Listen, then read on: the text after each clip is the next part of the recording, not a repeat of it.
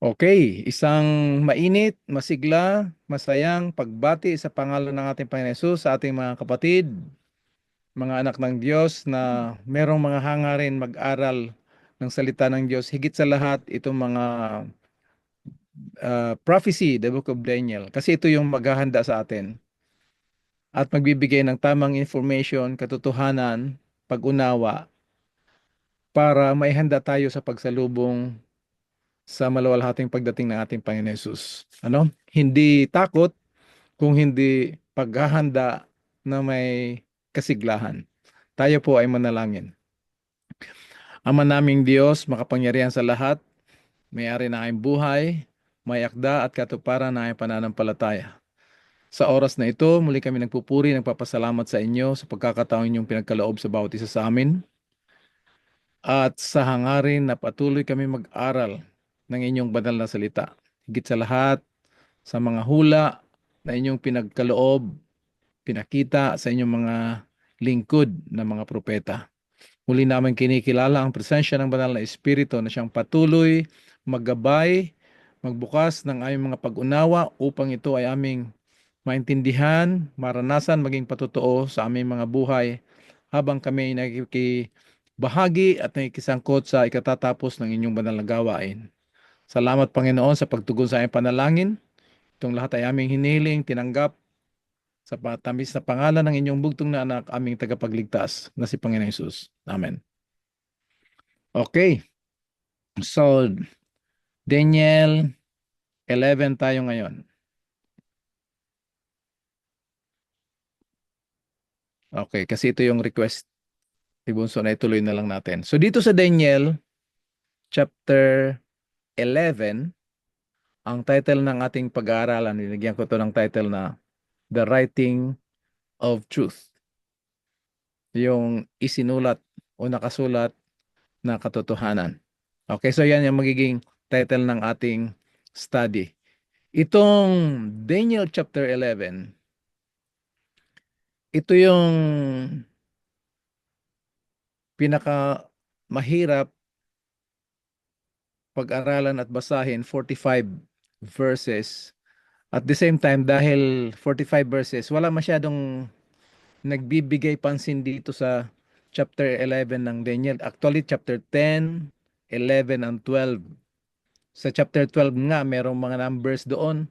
Pero ang napag-aaralan lang, most of the time, ang napag-aaralan lang natin ay yung dito sa chapter 8 and chapter 9, 2,370 weeks, 490 years. Pero yung 1,260, I'm sorry, 1,290 and 1,335 sa chapter 12, wala na ganong nagbibigay pansin nun. Pero by the grace of God, loobin ng Panginoon, patuloy nating pag-aralan ito para sa ikalago, ikatitibay, paghahanda natin sa ating sarili, magbigay ng mensahe sa mga tao ng pag-asa na ang Diyos dito sa Book of Daniel ay personal na nakikipag-ugnay sa mga tao. Habang ang kanyang gawain ay pangkalahatan, pero ang kanyang pakikiugnay sa mga tao ay personal. Kaya, what a God we serve. So, the writing of truth. So, lahat ng pinag-aaralan natin, yung mga prophecy na pag-aaralan natin last week sa Daniel chapter 10, hindi lang ito mga mysteries, mga beast, tsaka mga timeline, ito ay personal na pakikipag-ugnay ng Panginoon. Tingnan natin mga kapatid, para sa pagbahagi natin ng aklat ni Daniel, hindi siya magbibigay ng takot o pagiging bored. Kasi may mga tao by nature talaga tayo, ayaw natin yung Word of God. Pero pag may mga sitwasyon sa buhay natin, doon tayo tumatawag sa Diyos na alam natin na mayroong Diyos, pero hindi natin siya ina-acknowledge na talagang siya yung Diyos ng ating buhay. Tingnan mo si Daniel doon sa chapter 10, mid-80s, between 84 to 85 years old. Dahil pinapahalagahan niya itong salita ng Diyos, lalo na itong pangitain, itong vision, nag-fasting siya for 21 days. At the same time, yung 21 days from the very day na nag-start siya ng fasting para malaman niya sa kanyang pagsasaliksik at pakipag-usap sa Panginoon, ano ba ang kahalagahan nito, ng katotohanan ito. Ang kaaway, si Satanas, ayaw niya na malaman ng lingkod mismo ng Panginoon. Kasi ang lingkod ng Panginoon, siya yung magbabahagi sa mga tao eh. So kung ang lingkod ng Panginoon walang nalalaman, walang maibabahagi. Alalahanin natin mga kapatid, yung yung vision niya sa chapter 8, yung mare, inexplain na ni Gabriel sa chapter 9. Ngayon, ang chapter 10, supposed to be, i-explain naman ni Gabriel, pero meron nakaabang ng King of the Prince of Persia. Sabi, at nakasunod naman yung Prince of Greece. Kaya mga kapatid, napakahalaga na mag-decide tayo sa ating sarili na mag-google talaga ng oras sa pag-aaral ng salita ng Diyos. Kasi lalo na tayong mga nasa church, magiging attitude na lang natin na walang kaibahan sa mga tao, simba, uwi, more on program na lang tayo para matapos lang yung program. Hindi naman natin pwedeng itanggi na hindi tayo nag-aaral o nakikinig ng Word of God. Pero yung personal na pakipag-ugnay na gusto ng Panginoon, yan ang hindi natin nararanasan. Kasi nagiging religiously active tayo, participate sa mga program. Pero yung gusto ng Panginoon na makilala natin siya, malaman natin yung kanyang mga instructions, maging aware tayo. Iyon ang ayaw ng kaaway. At dahil itong ating likas ay konektado sa kaaway, talagang wala tayong magagawa tungkol dun sa ating sarili. So by nature, ayaw talaga ng tao ang Word of God. Kasi spiritual ito eh. Doon lang tayo magre-react sa ating five senses. Yung nakikita, naaamoy, nalalasahan, naririnig, nararamdaman. Pero yung Word of God doesn't make sense. It really takes the grace, the power of God, the working, the presence, the power of the Holy Spirit. Okay? So yan, Daniel 11. Pinakamahirap na chapter ng Daniel o at least sa buong Bible. Pero ito ay history. So ngayon, hindi tayo magdi-details ng study nito. Doon lang tayo sa framework.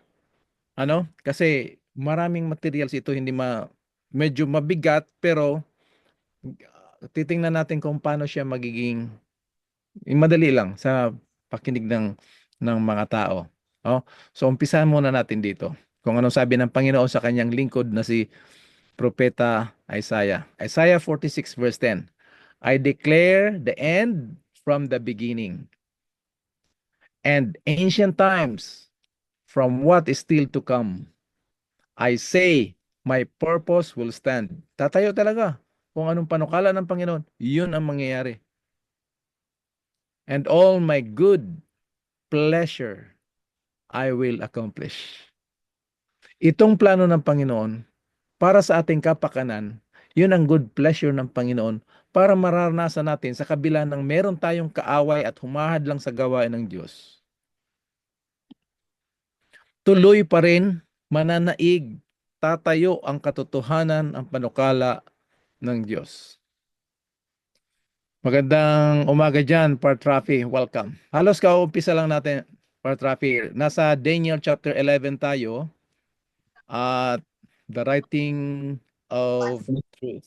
Ano? So, kumusta kayo dyan? So, ulitin ko muna to ha, para makita ng ating partner dyan sa gawain. Dyan si Kuya Rafi nyo, Lowen at Junior. Yan, sa Cavite yan sila. Nakikita nyo Ito na kami, nag Ay, tingnan mo muna pa. ayos ah. Sino mga kasama mo dyan? Si Kuya Manding, Kuya Manding, si Ate kumusta na? Preti, Wow, si Edwin, mukhang may... Sino? Edwin. Edwin, kumusta na? Mukhang may pauso kayo dyan ah. Sister Beth, Kumusta po? Kumusta? ayos naman. Wala bang Paring pasok bro. dyan? Si paring Wala bro. na, wala din siya pa mapasok. Retired na. Retired? Oo. Ah, ito. Sige, Di tuloy ba, tayo. May basta tour pa tuloy-tuloy kami. tayo sa Pasensya na gawain. mga kapatid. Oo. Hindi, okay lang yan. Oh, greetings kasama niyan. Kasi kaumpisa pa lang natin.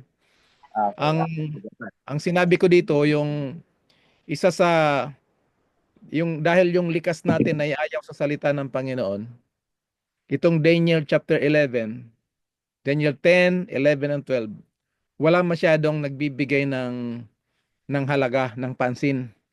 So dito, by the grace of God, pinagpe-pray natin ito at inuudyok tayo ng banal na espiritu na pag-aralan natin ito. Ano ba yung nandito sa Daniel chapter 11? Dito sa Daniel chapter 11, ang na isulat, na itala ng katotohanan. The writing of truth o ang sulat ng katotohanan. So, isi-simplify natin ito. Dito lang tayo sa buong study ng Daniel chapter 11. Hanggang 39 lang tayo kung makaabot tayo ngayong pag-aaral na to. Ibang pag-aaral naman yung verses 40 to 45 kasama yung chapter 12 verses 1 to 4. So dito lang muna tayo sa 1 to 39. Pero hindi ito yung detail study. Bali frameworks lang siya, ano lang parang graphics. Meron lang tayong picture na yung salita ng Panginoon, yung kanyang panukala, talagang matutupad, tatayo ang katotohanan, maihanda, maunawaan, at tayo ay maihanda sa pakikipagbahagi sa pagtatapos ng kanyang banal na gawain. Last week, na pag-aralan natin Daniel chapter 10, na kaya merong hadlang sa pag-unawa ng vision. Yung Mare na vision, yung 70 weeks are determined upon the people, naunawaan ni Daniel. Yung vision niya sa chapter 8, in-explain sa chapter 10, chapter 9. Pero yung chapter 10 na dapat i-explain ni Gabriel, ipaliwanag kay Daniel, talagang nasa mid-80s na si Daniel. 84, 85 years old. Pero nagpuasa siya. Nag-fasting siya for 21 days. 21 full days. Biro mo yan, ha? Ganon ni Daniel tinatrato o pinapahalagahan ang salita ng Diyos. Malungkot, mga kapatid, na tayo parang more on program oriented tayo, yung pagsimba natin. Pagkatapos niyan, tapos na lahat. Sino yung dumating? Kuya Rafi? Kuya Rafi siguro yun. Okay, anyway.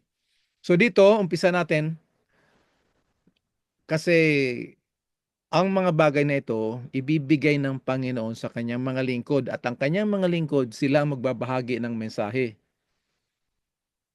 Ngayon, pag hinadlangan ni Satanas yung mensahe para hindi maunawaan ng kanyang mga lingkod, yung kanyang lingkod mismo walang maibibigay na mensahe sa kanyang bayan, sa kanyang tao. So yun ang ginawa ni Satanas, ni the king of the Prince of Persia.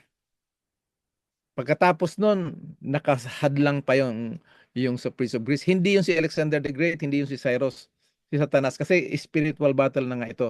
Ano? So dito tayo, mag-uumpisa tayo sa Isaiah chapter 46 verse 10. Kung meron kayong mga Tagalog na Bible dyan, pwede nyo rin basahin in Tagalog version.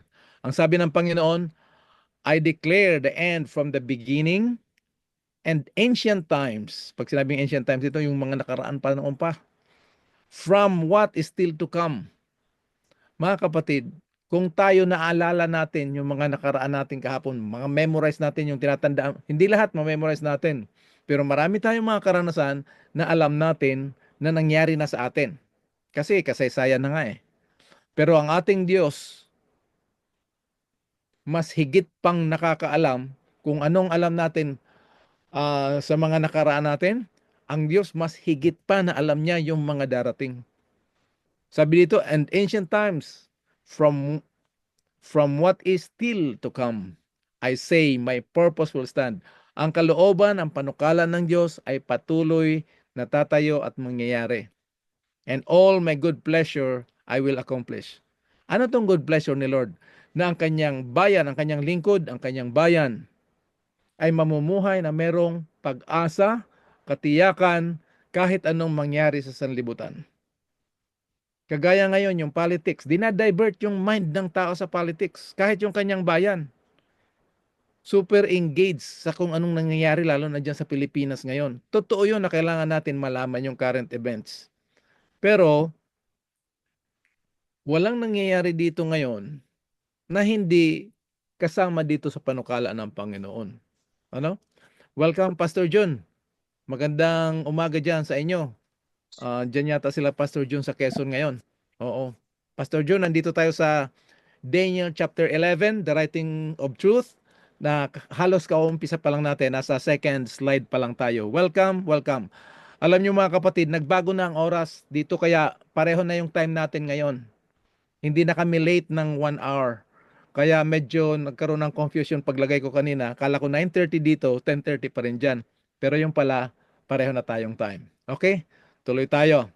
So yun ang sabi ng Panginoon kay Propeta Isaias. Dito naman sa Amos 3:7, sabi dito, surely the Lord God does nothing without, thank you Pastor John, God bless, at kung sino pa mga kasama mo dyan, regards. Okay? So patuloy tayong mag-aaral, mag-dive talaga tayo ng malalim. Itong Daniel chapter 11, parang mahirap pag-aralan, mahirap basahin, nakakatamad, nakakaantok. Pero i-simplify lang natin. Oo. Nagbabayad ka?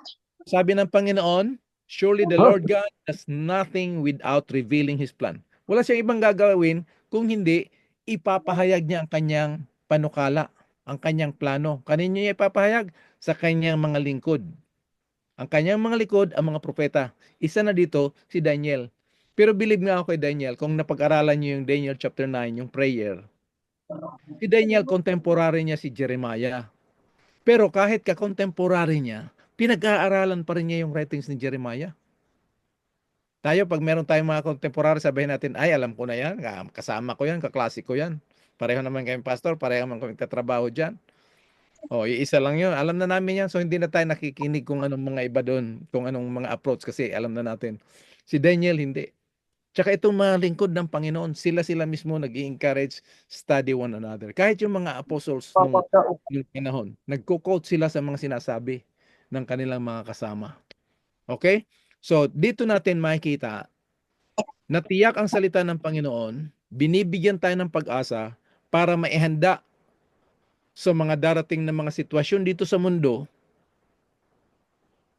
na tayo ay tatayo sa prinsipyo ng Panginoon, tayong mga kanyang mga lingkod, tayong magbibigay ng mensahe na magsisakin sa bayan ng Diyos. Okay? So, umpisa natin dito. Review tayo ng konti. Naalala nyo yung Daniel chapter 8 verse 26? Yung dalawang vision? And the vision of the evening and the morning, which has been told to you is true. But seal up the vision. So, yung blue na vision niya, yung maliit na vision niya, yung mare. Tapos, kaya, pag sa English o sa Tagalog, makikita mo lang yan sa Tagalog o Bisaya. Sa Tagalog, sa pangitain, siguro ang nakalagay dyan. At ang pangitain. Pero yung sa English vision, pag pinuntahan mo yan doon sa original, ito yung makikita natin. No? Ayan. Yung blue na may line, yan yung mare. Itong pula, Hudson. Ngayon, kung cellphone yung ginagamit nyo, baka hindi makita masyado. Aware na ako dito. So, binuong picture ko na ito. Nakita nyo yan? Daniel chapter 8 verse 26.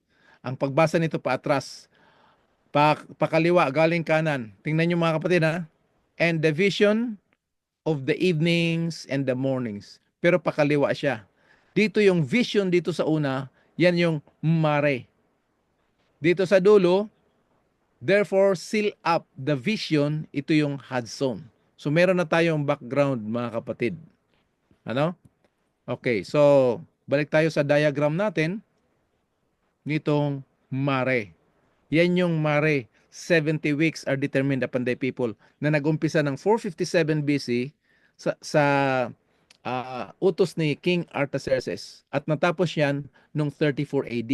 Itong vision mare, last week na pag-aralan natin na yung vision niya ng mare na meron siya nakita na mighty man, yan yung Mara, yan yung personal ni Jesus, the pre-incarnate Christ.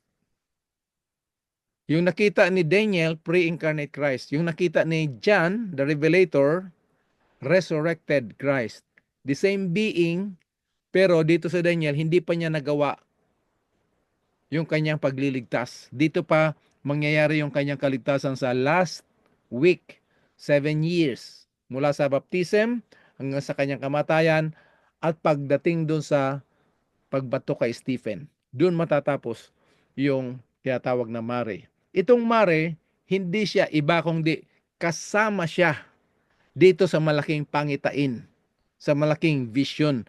Ito yung Hudson. Natapos ito from 457 BC to 1844. Alam na natin yan mga kapatid, di ba? Ngayon, ang kaligtasan ng Panginoon hindi yung sa Hudyo lamang tapos matigas ang ulo ng mga Hudyo lumipat sa Hintil, hindi ho. Ang kaligtasan ng Panginoon ay nagmula sa Hudyo, yung mga Hudyo na kanyang pinagkatiwalaan, sila yung magbibigay ng katotohanan ng mensahe papunta ng Hintil. Pero dahil rineject nila, tinakwil nila si Kristo sa magitan ng pagbato kay Stephen, ang gagamitin na ng Panginoon ngayon na magbibigay ng mensahe ng kaligtasan sa buong sanlibutan ay ang mga Grego. Kaya si Pablo na mula sa Saul papuntang sa Pablo, ito yung sabi niya, Romans chapter 1 verse 16, hindi ko ikinahihiya ang ebanghelyo ni Kristo sapagkat ito ang kapangyarihan ng Diyos tungo sa kaligtasan ng bawat isa o sino mang sumampalataya. Nag-umpisa sa mga Hudyo at patungo sa Hintil. So itong vision ni Daniel, makikita na kaagad natin from the Jew first and also to the Greeks. Ganda nito mga kapatid, ano? So ngayon, anong ang title natin ngayong gabing pag-aaral natin? The Writing of Truth. Ang sulat ng katotohanan. Tingnan natin, no? Yung Daniel chapter 10. Bago tayo pupunta sa Daniel chapter 10, yung title natin. Naalala ko nga pala. Bakit dito sa Daniel chapter 8 verse 14, sinabi dito, sa loob ng 2,000 at 300 araw, ang templo ay lilinisin. Bakit?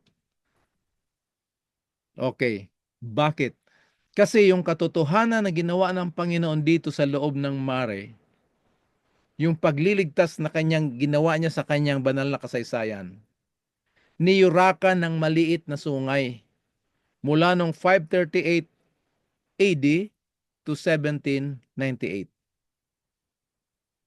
Yung Little Horn, yung political Rome na pumasok ng ecclesiastical Rome, silang gumawa ng kanilang turo na gagamitin ang pangalan ng Diyos, pero tinanggal nila yung mga mensahe kung paano maligtas ang mga tao sa pamamagitan ng biyaya ng Diyos sa banal na kasaysayan na nangyari at ginanap ng ating Panginoong Hesus.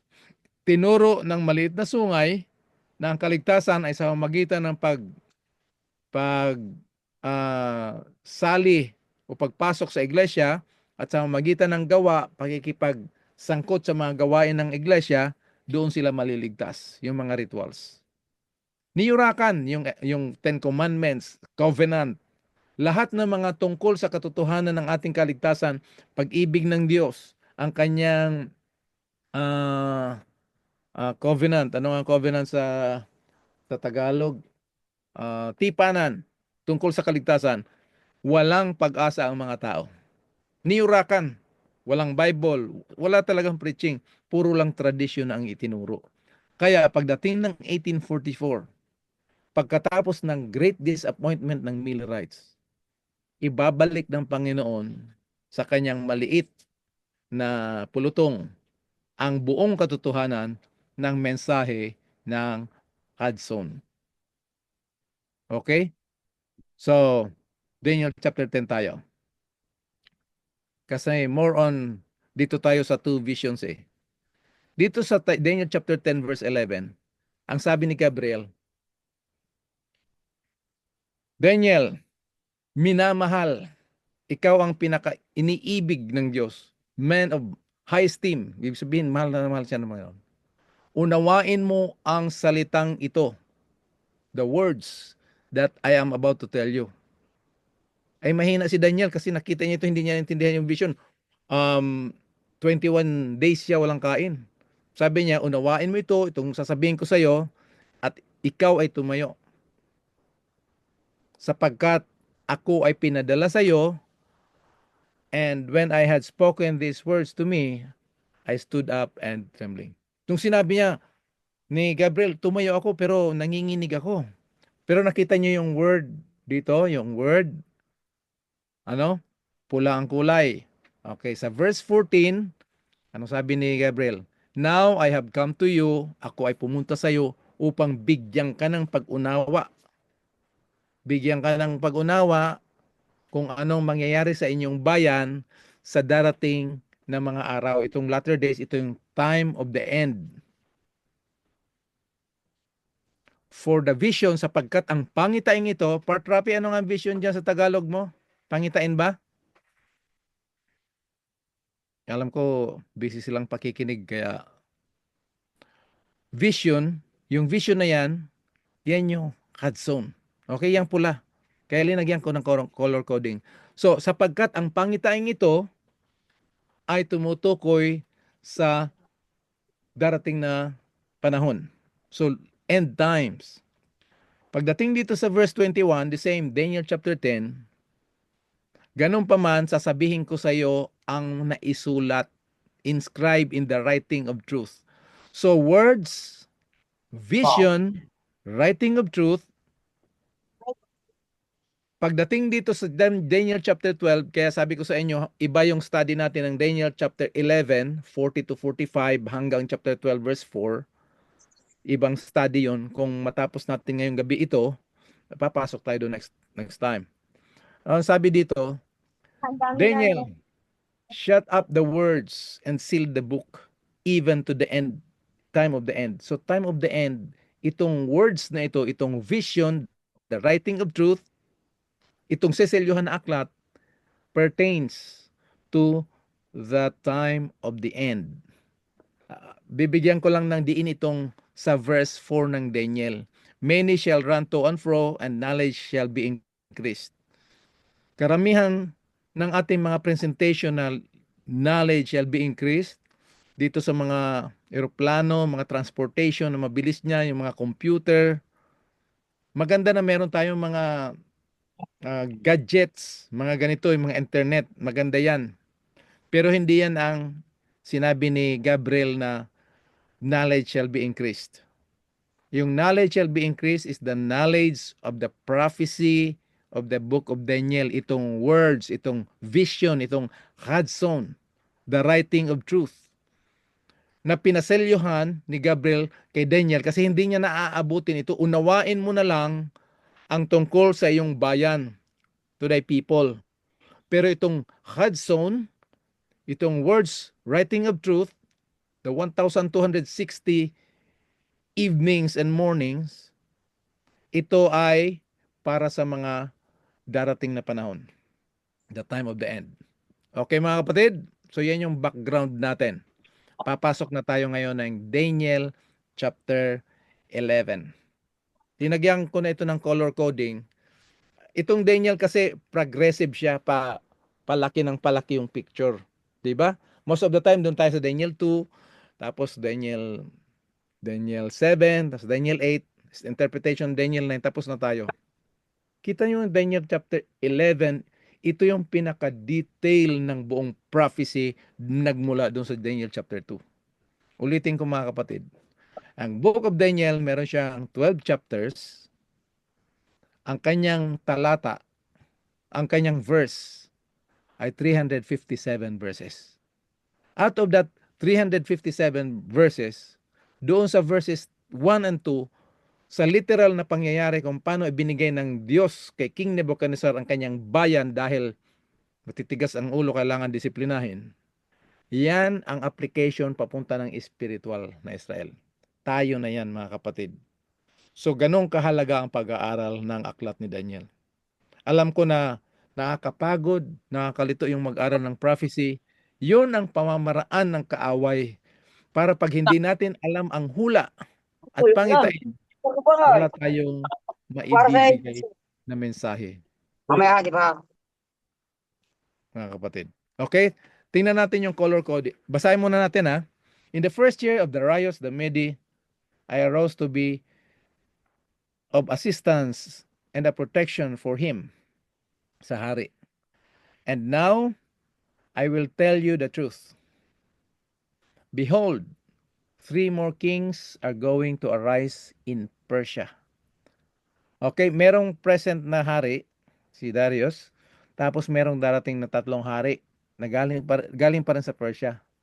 Tapos merong ika-4, will gain far more riches than all of them. Sabi ko hindi tayo pag-aaral yung verse by verse, framework lang tayo. Ito yung pinaka may nababasahin natin, tapos ibibigay ko na sa inyo yung tinatawag na graphics para pag picture mas madaling unawain eh. As soon as he becomes strong through his riches, he will stir up and the entire empire against the realm of Greece.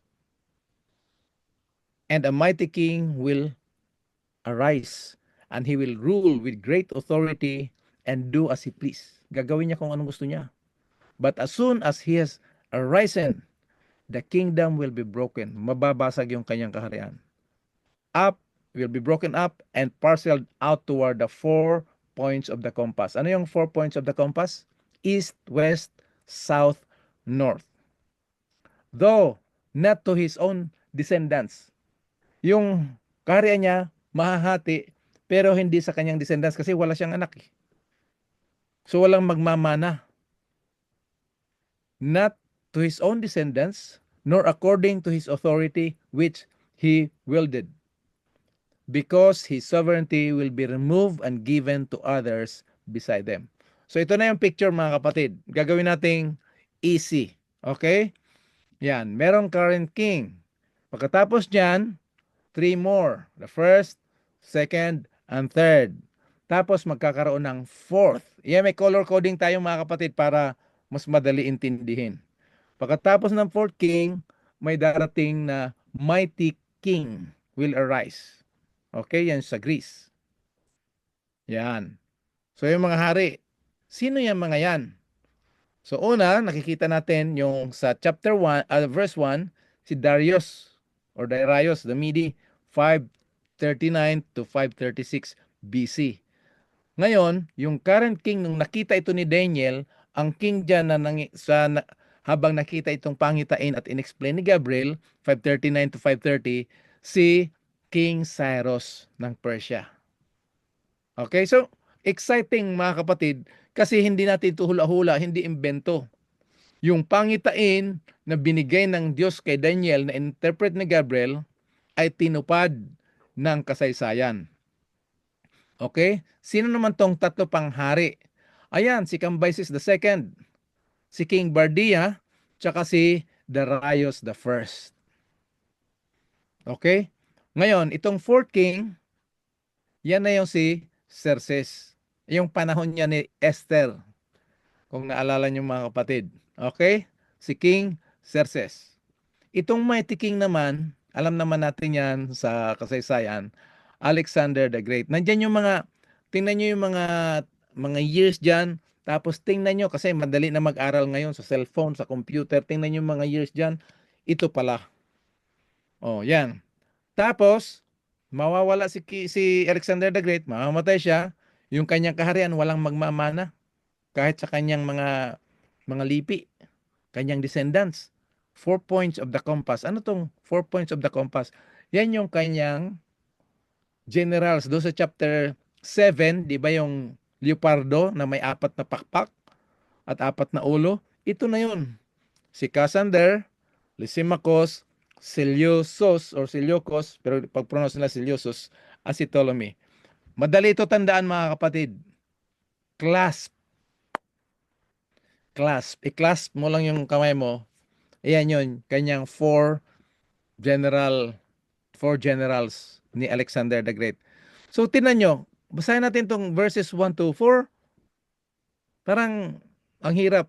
So by the grace of God, nagkaroon tayo ng mga materials, madali na lang tandaan na ito palang 1 to 4, ito yung mga hari, no? Ito yung sunod-sunod ng mga hari. Ito pala sila na mga hari dito sa kaliwa o sa kanan. Okay.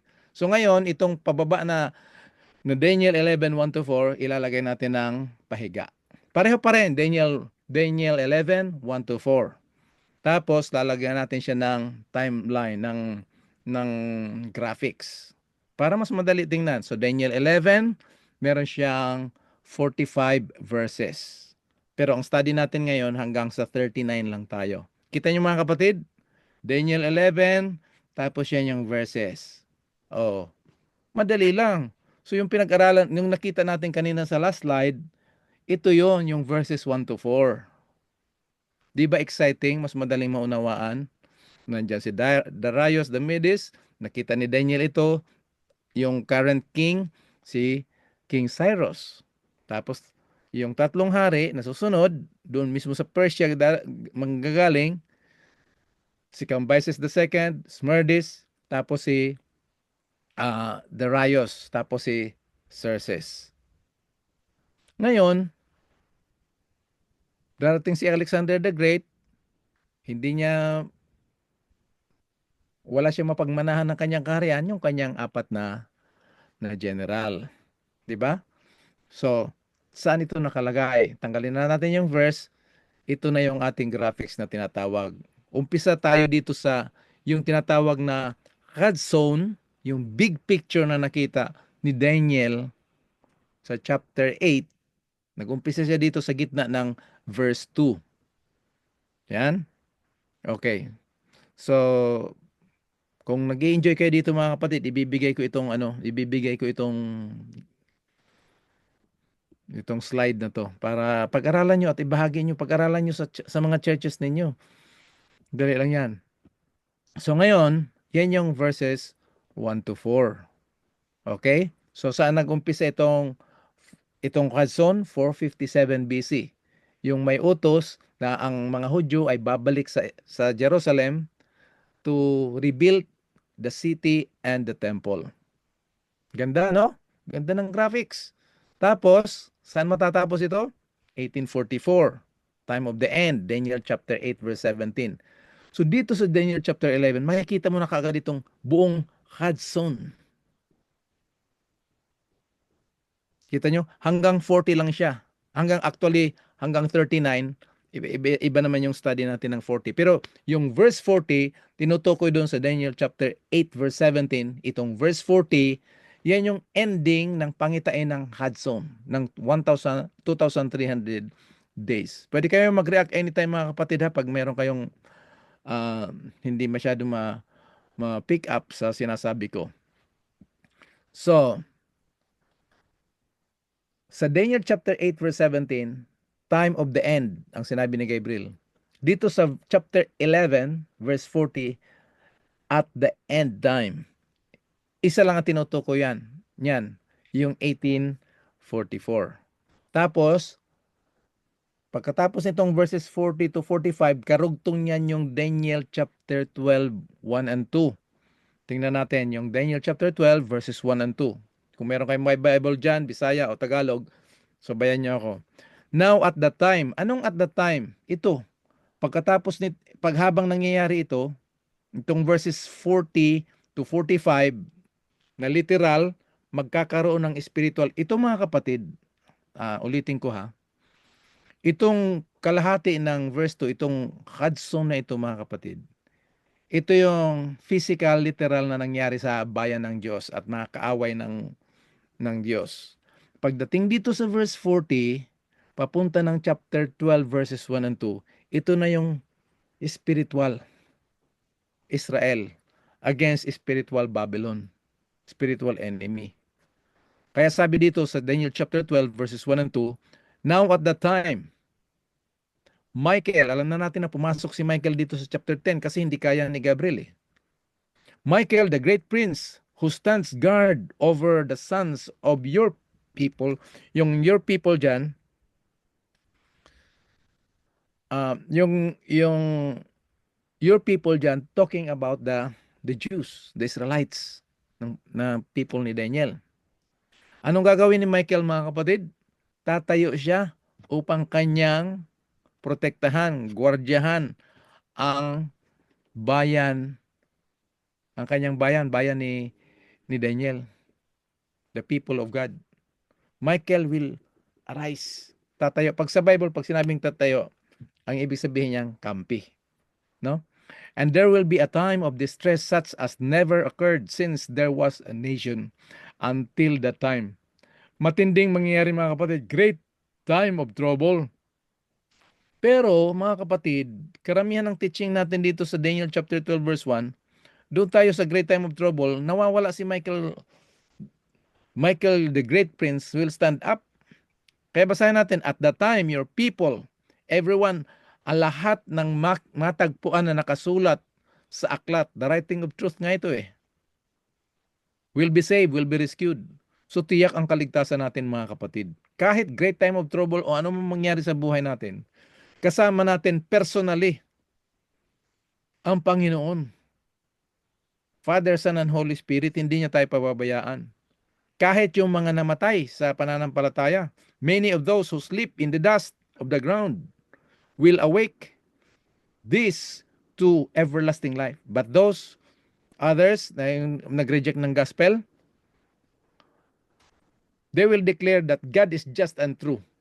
Kahit sa hindi nila pagkaligtas, they will declare that God is just and true. Pero yung tiyak ng kaligtasan natin, mga kapatid, ay nandyan. Kung ano man ang mangyari, kasama natin si Miguel, si Michael, si Jesus Christ. Kaya sinabi na ni Jesus Christ, and lo, I am with you. Hindi niya sinabing I will be. Sinabi niya mismo na I am with you. Mula pa noon hanggang ngayon, kasama na natin siya. So dinagdag ko lang ito, mga kapatid, dito sa chapter 11, yung 12, 1 and 2, actually hanggang 4 yan. Kasi nga, unit ito. Ito yung pinaka-detail ng nakita ni King Nebuchadnezzar sa chapter 2, nakita ni Daniel sa chapter 7, in-explain ni Gabriel sa chapter 8, nakita uli ni Daniel sa chapter 8, tapos in-explain ni Gabriel sa chapter 9, hinarangan naman ni Satanas sa chapter 10. So dito sa chapter 11, dito na yung details ng tinatawag na Hadzone. So nakita natin, mga kapatid. So yan yon. Okay? Pagdating dito sa verses 4 to 16, dito papasok yung tinatawag na dalawang hari. The king of the north and the king of the south. So hindi tayo mag-aaral ng verse by verse na details. Sabi ko kanina, graphics lang. So verses 4 to 16, titingnan natin, mga kapatid. Yan yun. So, verses 4 to 16, nakikita natin yung purple. Yan yung, ayan, meron naman tayong color coding, ano? Ilan nga yung 4 compass? Yung apat na hari ni commander ni Alexander the Great? Si Ptolemy, Cassander, Lysimachus, and Seleucus or Seleucus. So dito sa color coding natin, mga kapatid, Kingdom of Ptolemy, Cassander, Lysimachus, and Seleucus, ang dalawang pinakamatinding hari ito. Si Ptolemy, tsaka si Seleucus. Ayan, yellow, tsaka purple, Black Sea. Ngayon, kung titingnan mo, kapatid, itong buong picture, hindi ko alam kung anong ginagamit nyo, kung computer o cellphone. Pag cellphone, medyo maliit yung makita nyo. Pero, tingnan nyo kung anong nasa gitna nitong dalawang kingdom na ito. Kita nyo ba? Parang hindi, ano? Sa gitna ng dalawang kingdom na yan, nandyan yung bayan ng Diyos. Mula pa noon hanggang ngayon, mga kapatid, napapaligiran tayo ng kaaway. Kaya si Miguel, si Jesus Christ, sinabi niya na I am with you dahil alam niya na dadanas tayo ng hirap, pero sa kabila noon, binigyan niya tayo ng katiyakan na yung paghihirap natin, hindi tayo nag-iisa. Kasama natin ang Panginoon at tayo bilang mga magkakapatid, magpatibayan tayo sa pananampalataya. Sa halip na maghanapan tayo at makita natin yung kahinaan ng bawat isa, kagaya ni Daniel, Ananias, Azariah, Misael, nagmi-meeting sila lagi kung ano dapat nilang gagawin para sa Panginoon. So sa buong talambuhay nila, lagi nilang nai-represent ang Panginoon. Umabot pa sa pati yung hari ng pagano na convert sa katotohanan. Pinakamalaking pagpapatotoo mga kapatid, pag walang away ang iglesia at tayo nagkakaisa sa ating layunin, hangarin, ang makipagbahagi sa ikatatapos ng gawain ng Panginoon, yun ang magbibigay ng patutuo. And this gospel of the kingdom shall be preached in all the world as a witness. Sino magpipreach nito? Yung church tayo, worldwide. Medyo mahirap lang mga kapatid ngayon kasi may halo na politiko at saka pag may politiko, syempre kasama ang negosyo. Pero wag na natin tingnan yan. I-focus natin yung sarili natin sa mission na binigay ng ating Panginoon. So makita nyo dito mga kapatid, maliit lang yung bayan ng Diyos na paligiran ng malalaking kaharian na mga kaaway ng Diyos. So dito si Ptolemy, siya yung king of Egypt, he's the king of the south. Ito naman si Seleucus or Seleucus, dito siya sa king of the north. Kita niyo mga kapatid? So, yan yung verses 4 to 16. Pagkatapos niyan, ng 4 na hari ni Alexander, pumasok ngayon itong tinatawag na Roma. Political Rome. Ayan, nakita nyo, madali lang ano, 16 to 20. Yan yung kasaysayan ng Roma. Sila yung pumasok pagkatapos niyan. So balikan natin itong Hudson, malaking picture. Kasama dyan sa Hudson itong mare. The vision of the mighty man, si Jesus ito. Mara. Okay? No. So 2,300 days, then shall the sanctuary be cleansed. Dito, tatapusin, gagawin ng Panginoong Hesus ang pagliligtas sa buong sanlibutan. Mag-uumpisa sa mga Hudyo, papuntang mga Hintil. Ang kamatayan ng Prince of Princes, Daniel 8:25. Pagdating ng 1844, yung katapusan ng Hudson, 2,300 days or evenings and mornings, yan yung time of the end ng Hudson. Doon i-revive ng Panginoon, lilinisin niya lahat ng mga maling turo na niyurakan ng kaaway. Okay? So, dahil dito tayo sa Hudson, kasama dito yung mare sa Hudson, makikita natin yung picture ng mare. Reviewin muna natin yung mare ng konti. No? Yung mare, sabi, 70 weeks are determined or decreed. Depende yan sa translation na ginagamit nyo. Yung decreed or determined, hatak, to cut, to dissect. Puputol-putulin yan. Pino yun, pero nasa Amerika yan sila ngayon. 70 weeks. So, itong mare pala, sa verse 24, 9:24, in-explain ni Daniel, 70 weeks are determined upon thy people. Yung 70, hinati-hati sa 7 weeks, 62 weeks, tsaka 1 week. So kung atrasan natin yung Daniel chapter 8, 20 to 25, tingnan nyo yung color coding natin mga kapatid. So yung itim, Medo-Persia. Pagkatapos ng Medo-Persia, pumasok yung bronze, yung Greece, yan si Alexander the Great. Tapos yung 4 kings, dito sa Daniel chapter 8, ito ha, hindi ito chapter 11. Pareho yung picture eh. Kita niyo mga kapatid? Yung 4 kings, yan yung clasp. Si Cassander, Lysimachus, Seleucus, and Ptolemy. Pagkatapos niyan, darating yung isang hari, King John, yan na yung Rome. Tapos dun sa yung itong Rome ito, he will destroy the people of God wonderfully, shall prosper and practice, and shall destroy the mighty and the holy people. Okay? So, yung attack ng little horn dito sa Daniel chapter 8 verse 9, pinagmalaki niya yung kanyang sarili. Hindi lang yung kinonquer niya yung sanlibutan, kung hindi even to the pleasant land. Napag-aralan natin yung pleasant land, yan yung Jerusalem, the people of God.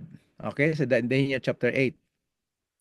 Pagdating ng verse 25, chapter 8, 25, makikita natin, by peace shall destroy many. Ito yung tinatawag na Pax Romana. Si Caesar Augustus. Hanggang sa Prince of Princes na niya si Jesus Christ. Okay? So, atras tayo, focus muna tayo sa Daniel chapter 8, verses 23 to 25. Yan. Yung 23 to 25, nakita niyo yung the wrongdoers have run their course. 24, destroy wonderfully the holy people of God. Di ko alam kung anong translation dyan. Ang mga, sa King James, itong wrongdoers, transgressors. So, ano nangyari dito? Balik tayo dito sa mga kaharian. May sasabihin pala ako mga kapatid. Bakit Babylon, Medo Persia, Greece, Rome? Bakit hindi kasama yung, meron naman China nung panahon, mga kapatid? Bakit hindi kasama yung China o kung yung mga ibang lugar o mga Africa, marami mga tao na doon. Kasi nga, itong mga kaharian ito yung mga kaharian na laging inaatake ang bayan ng Diyos. At dahil sa pag-atake ng bayan ng Diyos, pinoprotektahan ng Panginoon ang kanyang bayan, pero matitigas ang ulo, kaya maraming namamatay sa kanila because of rejection. Pero magaling ang Panginoon, preserve pa rin na preserve para matupad nga yung mare. Yung 70 weeks are determined by the people. Pag natupad yon, mangyayari yung Kadson. Kailangan matupad muna yung mare bago yung Kadson. Kasi doon sa mare, gagawin ng Diyos ang kaligtasan. So dito sa Kadson, ito yung balita, mabuting balita ng kaligtasan para sa lahat ng tao. So sa sa King James, itong tinatawag na wrongdoers, transgressors. Ano yung transgressors dito mga kapatid? Itong transgressors dito, sangayon sa history, ito si Judas Maccabeus. Sa halip na magtiwala sila sa Diyos, nakipagsama sila sa Romans, they abandoned their faith. Tinakwil nila ang kanang pananampalataya, pagtitiwala sa Panginoon, at nakisama sila sa mga Roma kasi ang iniisip nila, pag sumama sila sa Rome, magkakaroon sila ng sarili nilang puwersa. Magandang, sino pang mga nandito natin ngayon? O, Kuya Pipes. Mukhang maaga kayo nag-umpisa. 9:30, di ba? 10:30 nakalagay dun eh. Linipat ko 9:30. Hindi ko na tinignan. Sorry Kuya Pipes. Naka-record Di bale. naman ito, naka-record rin-record ni Lowen. Okay. Medyo na-late na yung ano ko kasi nawala ako sa trend. Akala ko, sanay kasi tayo sa 9:30 dito at 10:30 sa Pilipinas. Kaya, nung malapit na mga quarter to 9 yata yon, kinurek ko ng 10:30 to, pareho tayo 9:30. Anyway, on time ka pa rin Kuya Pipes doon sa maling oras na nailagay ko.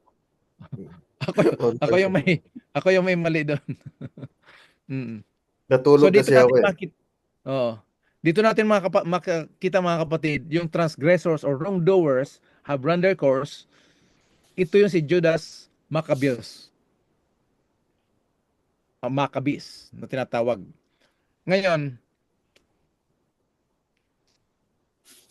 doon sila, kasi ang gusto ni Judas Maccabeus sa buong grupo niya, gusto nilang tuparin itong Kadson, yung 2,300 days, evenings and mornings. Hindi pa nga nabubuo ang mare dito. So hindi pwedeng mangyari. So when the wrongdoers or the transgressors have run their course, a king will rise, insolent and skilled in intrigue, and his power shall be mighty, but not his own. Hindi yung galing sa kanya, and he shall destroy wonderfully. Yun ang nangyari noong 63 BC under the leadership of General Pompey. 12,000 Jews died. Brutal suppression ito mga kapatid.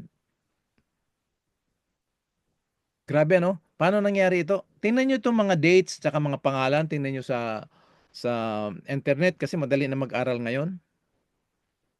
Yung pakikisama nila sa mga kalaban, doon sila giniba ng mabuti. Bakit mabuti?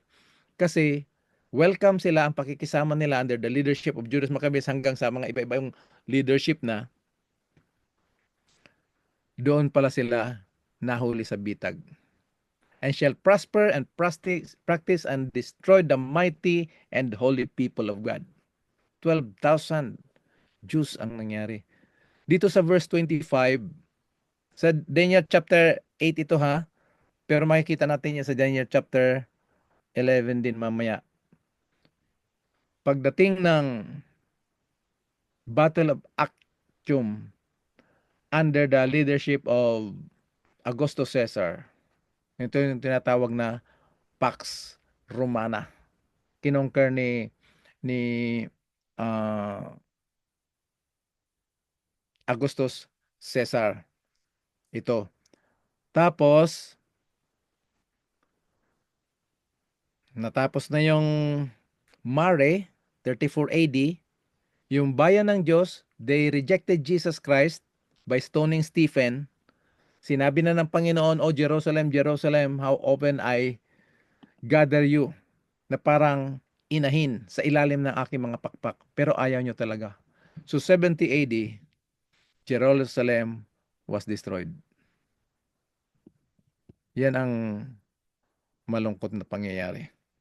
No? So, balik tayo dito sa connection ng Daniel chapter 8, 24 to 25. Papunta doon sa Daniel chapter 11. Okay? Tingnan natin, tandaan natin mga kapatid, kung paano giniba ng kaaway ang bayan ng Diyos, wonderfully. Pero may highlight dito mga kapatid, holy people, craft, by peace, prince of princes, broken without hand. Chapter 11, verses 20 to 23, nakita niyo yung green, holy people, the jewel of his kingdom. Yung craft, yan yung deception, panluloko. By peace, tranquility. Kita nyo? Prince of princes, prince of the covenant. Si Jesus yan. Broken, shattered. Small force of people, the people of God. So nandito yung connection, palaki ng palaki yung istorya ng detail, mga kapatid. Tingnan nyo kung paano magaling ang Diyos i-build up niya yung mula sa panaginip ni King Nebuchadnezzar na mga ginto, pilak, tapos bronze, mga ganun. Tapos dito naman sa chapter 7, mga hayop, mababangis na hayop.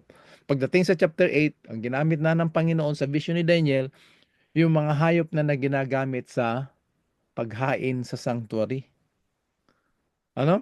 Hanggang makikita na natin na yung Diyos mismo at bayan ng Diyos, yung kanyang katotohanan, niyurakan na ng maliit na sungay. So nakita natin dito yung connection ng Daniel chapter 8 dito sa patungo ng chapter 7. Okay? Balik tayo dito. Daniel chapter 11 verses 20 to 23.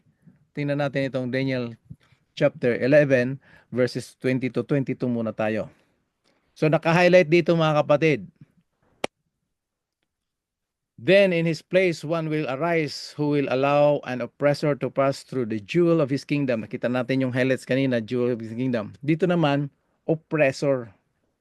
Merong oppressor, merong despicable person, merong prince of the covenant. Ito, sa prophecy ito ni Daniel. Tapos, saan natupad ito?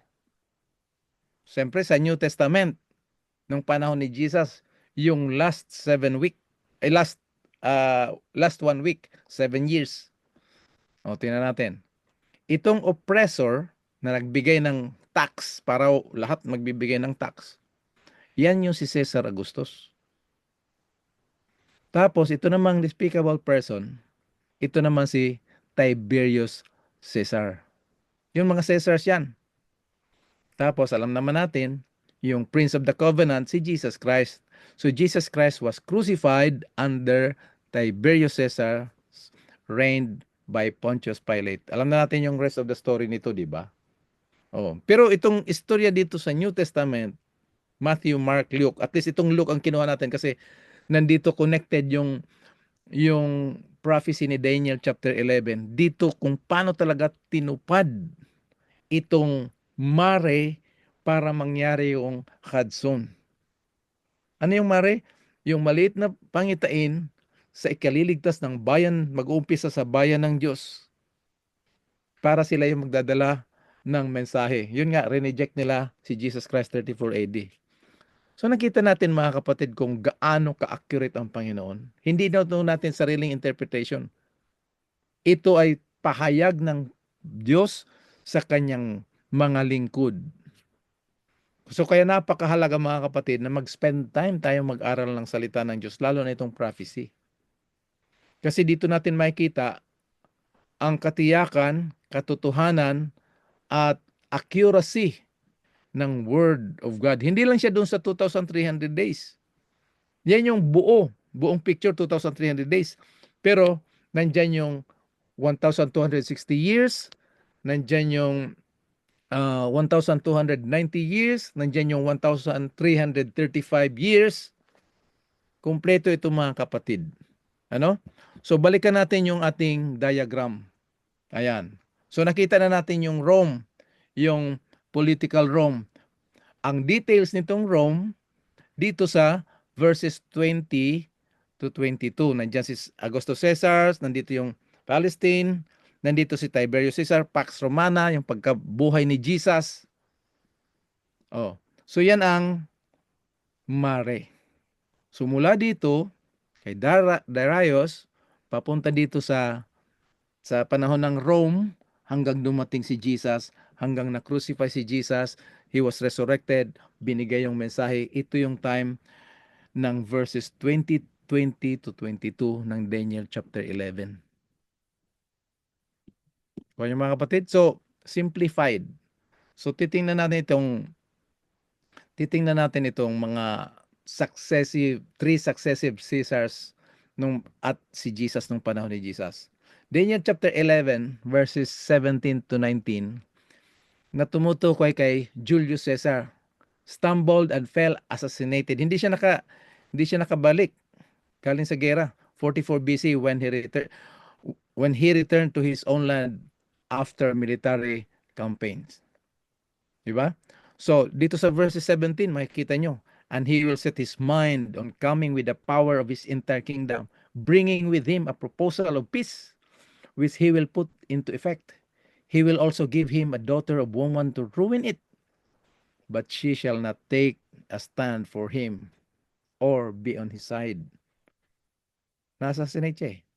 Then he will turn his face to the coastlands and capture many, but the commander will put a stop to his taunting against him. Moreover, he will repay him for his taunting. So he will turn his face toward the fortresses of his own land, but he will stumble and fall and not be found. Mga kapatid, tingnan nyo yung history kasi sabi ko nga mahaba ito eh. Kaya framework lang tayo. Tingnan yung history ni Julius Caesar. Makikita nyo naman yan eh. Yan si Julius Caesar. Ito naman, si Caesar Augustus, lab na lab, Pax Romana ang tawag sa kanya. Lab na lab ito ng mga tao. Hindi siya namatay sa gera, hindi siya yung mga masamang pangyayari, kundi namatay siya sa katandaan na, siyempre nagkasakit. Hindi sa gera. Verse 20, no? Augustus Caesar followed, and under his taxation, Christ was born. Nabasa na natin yan. So Augustus died of old age with illness. Hindi naman gaano, siyempre may sakit matanda. Not in battle, AD 14.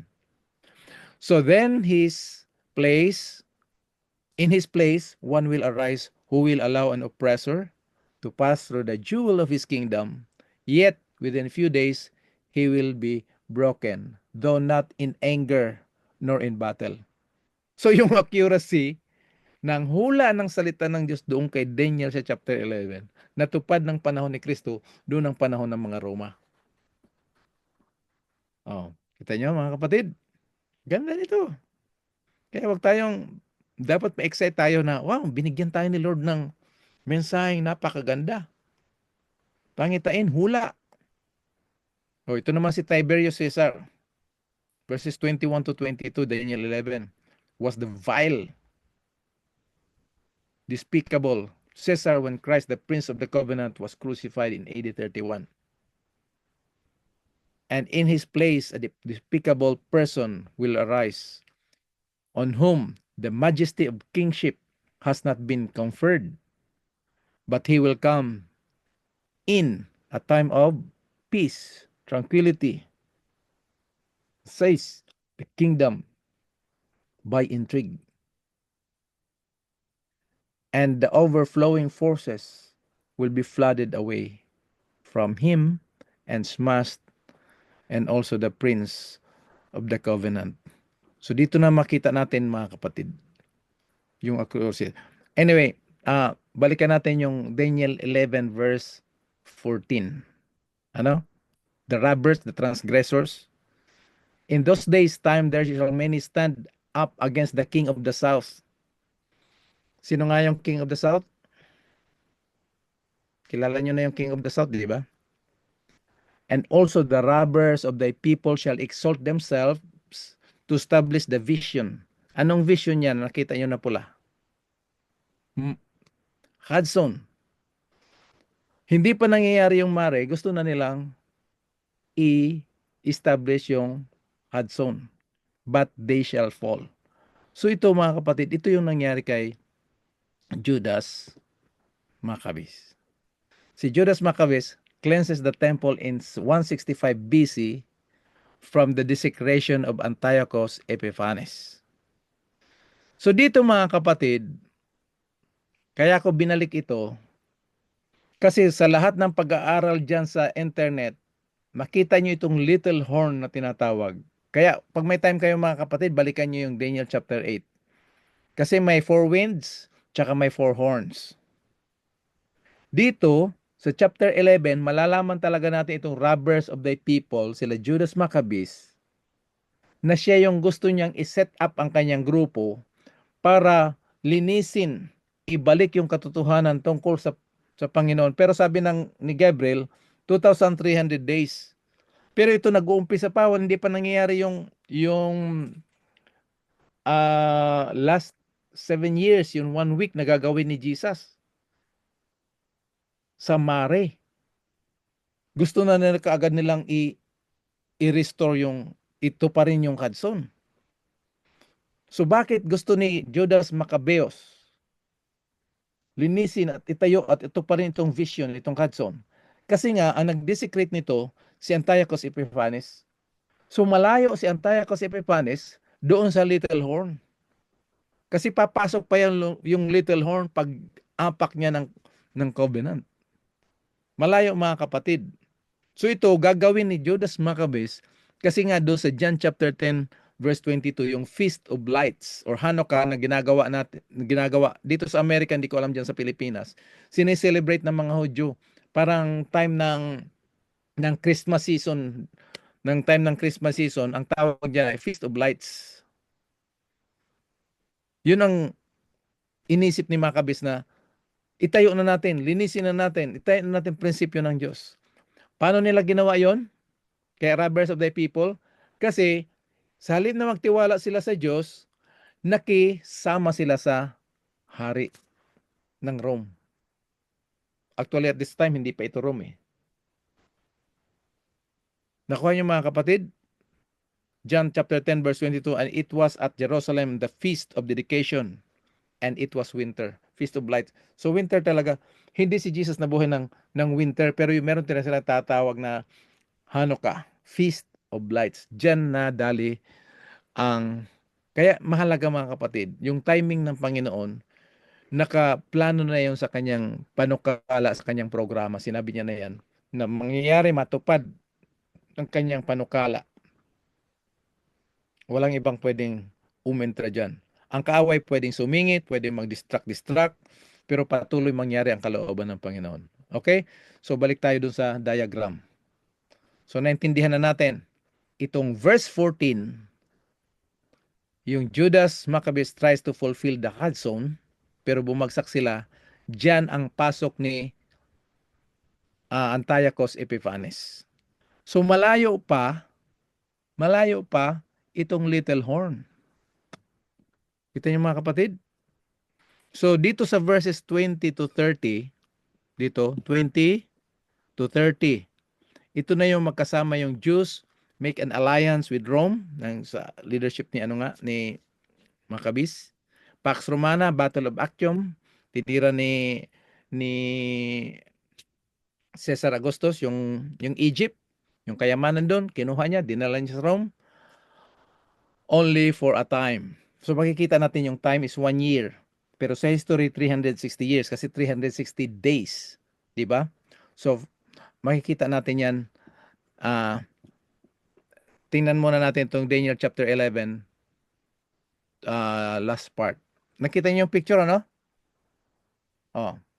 So dito sa verse 24 last part, he will distribute plunder, booty and possessions among them, and he will devise his schemes against the strongholds, but only for a time.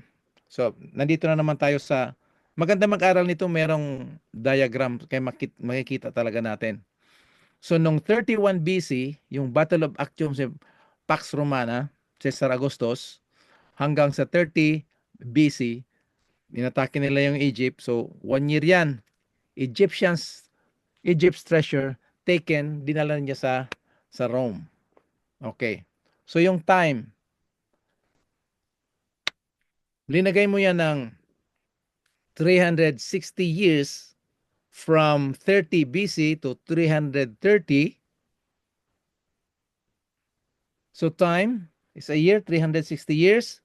Doon naman pumasok si Constantine, move capital from Rome to Constantinople.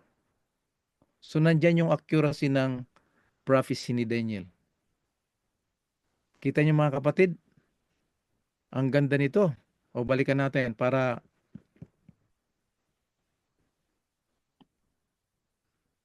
bakit nasa waiting room si Junior? Oh, balikan na natin yung diagram natin, ano? So yan yung verses 23 to 30. Ngayon naman, itong 30, 31, papunta ng 39, ito na yung sinasabi ni Daniel na desolation of abomination of desolation. Hinighlight ko lang dito yung 31, 36, 39. Pero ito yung little horn. Armed forces of his will rise and defile and desecrate the sanctuary. Dito na papasok yung little horn. Malayo na ang panahon ni Antiochus Epiphanes. Kasi itong ginawa ng little horn dito, spiritual na ito eh. Si Antiochus Epiphanes, literal na dinesecrate niya yung temple. Dito, he's to desecrate the sanctuary, the stronghold. Ito na yung kinuha niya na yung message ng covenant, the truth of the sanctuary, the 10 commandments, the foundation of the throne of God. Tinuro niya na ang kaligtasan sa simbahan lang. So, and do away with the regular sacrifice. Napag-aralan na natin yung do away. He lifted up at binagsak niya. And he will set up an abomination of desolation. And the king will do exactly as he pleases. So itong 31 to 39, yan na yung little horn, mga kapatid. Okay? So, pasok tayo dito sa 31 to 39. Armed forces, ito yung, he will arise in Jerusalem and defile, desecrate the sanctuary, the spiritual stronghold. Kinuha ko ito sa translation ng, kalimutan ko yung, basta yung, Amplified Bible. Kasi may nakarugtong. Nakita niyo yung blue dyan, yan yung dinugtong nila para maintindihan. So the spiritual stronghold, hindi na yung literal na sanctuary. Will do away with the regular sacrifice. Alam na natin yan. The daily. And they will set up, anong isi-set up nila? The abomination of desolation. Meaning, pagan altar in the sanctuary ipapasok nila doon. Ngayon, verse 32, with smooth words, pag sinabing smooth words, pambobola. Kaya destroy wonderfully. Pag binola tayo, pinapabilib tayo sa sarili natin, lalaki yung tainga natin at puso. So with smooth words of flattery and praise, he will turn to godlessness those who are willing to disregard the covenant. Ito na yung abomination of desolation sa chapter 8 na nirakan. But the people, tinan nyo mga kapatid, hindi lahat sasama. Maraming sasama pero hindi lahat. But the people who are spiritually matured, yung nag-i-spend time mag-aral, know their God and will display strength and take action. Anong action ang iti-take nila? To resist. Kulang daw yung, oo nga, kulang ng abomination. Ayusin na natin ngayon pa lang.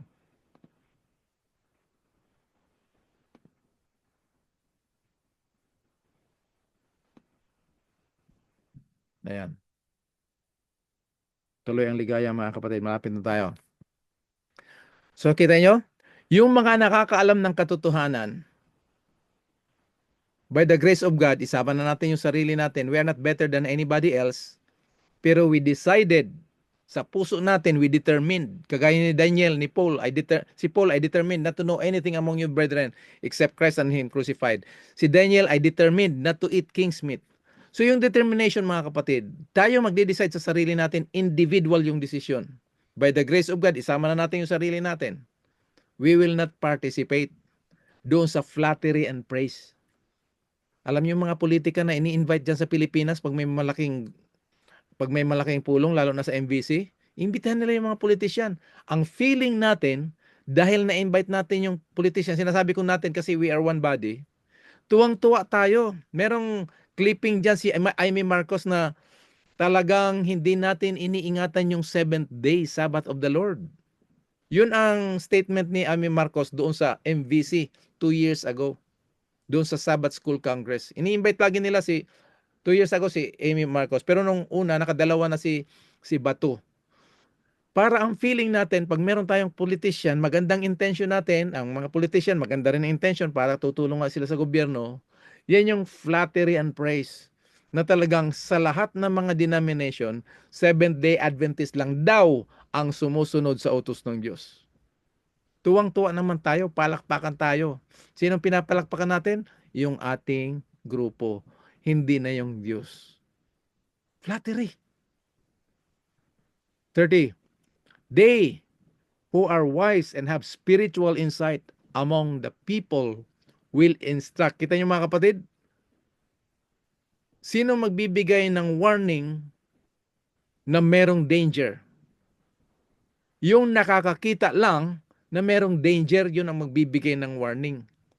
Sinong pinagkatiwalaan ng Diyos na merong danger ahead, na merong great time of trouble, na para magkaroon tayo ng stability sa ating pananampalataya, hindi tayo matatakot, kasama natin si Michael the Archangel, yung nag-i-spend time mag-aral. Yung mga atin ng Sabbath School ng late o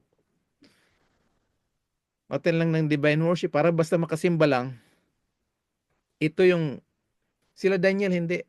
Wala na silang simbahan doon sa Babylon, sa Medo-Persia. Anong ginagawa nila? Oil. Tapos haharap sa Jerusalem. Alam nila kung saan haharap ang pag-worship. Wala silang templo na sama-sama sila. Individual na yung ngayon yung worship nila. Tayo ganun din. Yung akala natin, bibigyan tayo ng, papatayin tayo ng, kukunin yung mga Bible, magkakaroon ng mga persecution, papatayin tayo dahil 7th-day Adventist tayo. Tanggalin na natin yan mga kapatid. Kasi yan ang laro ni Satanas na dahil member ka ng ganitong denomination, papatayin ka ng sumisimba ng linggo. Hindi pa nga nangyayari yun. Panoorin nyo dyan sa YouTube kung sinong nambabanat, sinong nagpe-persecute ng iba-ibang denomination. Tayo. Kasi nga yung ating establishment ng pananampalataya natin ay nakatayo kung saan tayo membro. Ginagamit lamang natin ang pangalan ng Diyos. Pero hindi tayo namumuhay, hindi tayo nagsasalita, hindi tayo nagtuturo ng makadiyos. Yung attitude natin, matindi mag name dropping sa mga iba't ibang denomination. Anyway, tuloy tayo mga kapatid. Those who are wise and have spiritual insight, we are not better than anybody mga kapatid ha. Pero ini-encourage ko lang kayo na patuloy talaga tayo mag-aral. I-determine natin yung ating sarili, mag-aaral talaga ako. I will spend time. Yan ang ginagawa nila Daniel. 21 days, 85 years old, hindi kumain. Para lang hintayin niya ang sagot ng Panginoon sa kanyang hinihinging paliwanag. Pero sinabi ni Gabriel sa kanya, sa unang araw mo pa lang na paghingi, sinagot ka na ng Panginoon dahil mahal na mahal ka ng Diyos. Pinadala ako sa iyo.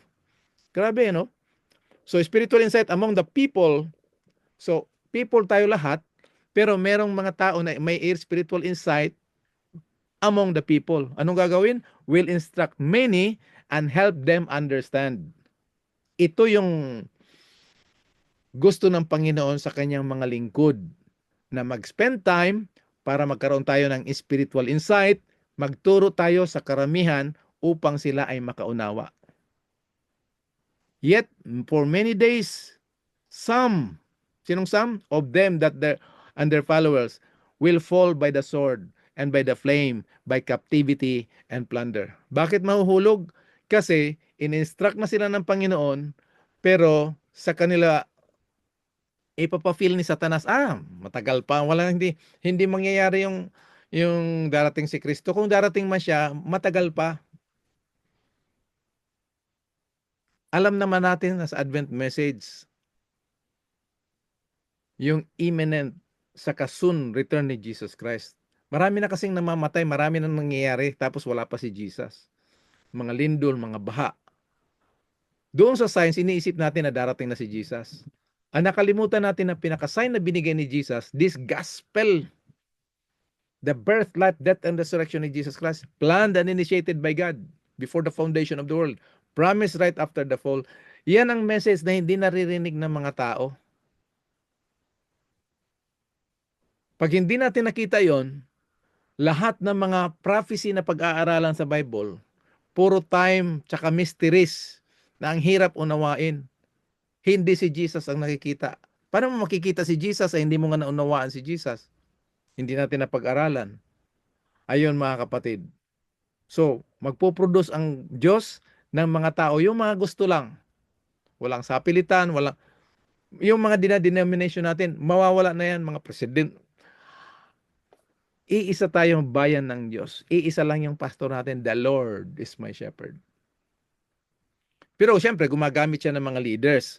Anong gagawin nga ng leaders? Magbibigay ng spiritual insight to instruct and give understanding para hindi mo pahamak.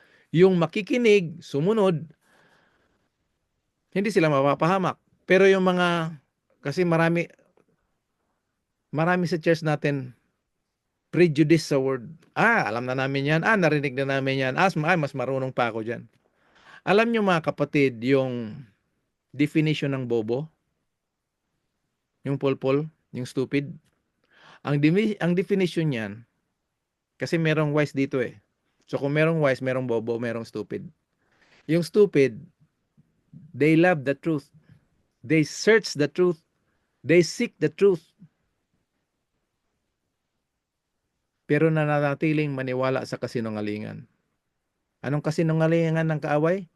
Yung Bible, hindi yan mahalaga. Lalo na yung prophecy, masisiraan kayo ng ulo niyan. Hindi nyo maintindihan yan. Tanong ko dito sa mga nakikinig, ilang beses natin binasa yung Book of Daniel? 11. 12. Kasama ako dyan ha. Lahat tayo guilty nito. Request lang ito ni Bunso na ituloy natin ang study ng 11. Meron na akong prepare nito pero pinag-aralan ko pa rin ito ng the whole week. Rearrange to simplify. So, nandito tayo sa 31, 32, 33. Mga kapatid, basahin natin na mabilis. Now, when they fall, they will receive a little help, and many will join with them in hypocrisy. Merong sasama-sama. Kita niyo mga kapatid, kunyari kasama sila. Pero sinabi niya ni Jan na hindi sila magtatagal, aalis sila sa atin dahil hindi naman talaga sila sa atin. When they fall, yung mga na-deceive ng away, they will receive a little help. May mga sasama sa kanila, pero yung sama-sama lang pala yun, parang insurance na, malay nyo, baka ito yung totoo yun. And some of those who are spiritually wise and have insight will fall as martyrs in order to refine, to purge, to make those among God's people pure until the end time. Because it is yet to come. Anong it is yet to come? Yung Hudson. At the time appointed by God. Maganda itong American Amplified Translation kasi dinadagdagan nila ng maintindihan natin. Then the king, ito yung Antichrist, will do exactly as he pleases. He will exalt himself and magnify himself above every god. Saan banda yan? Doon sa Daniel chapter 8, di ba? He exalted himself. Will speak astounding and disgusting things against God, God of gods, and he will prosper until indignation will finish. For that which is determined by God will be done. Nabasa na natin yan kanina na talagang mangyayari laging kalooban ng Panginoon. Hanggang 39 tayo. He will have no regret for the gods of the Father, for those who desire women, nor he will have regard or any other god, for he shall magnify himself above them all. Instead, literal na ito mga kapatid ha, hindi na ito spiritual na, hindi ito literal na kagaya ni King Nebuchadnezzar, ng mga hari noon. Wala na.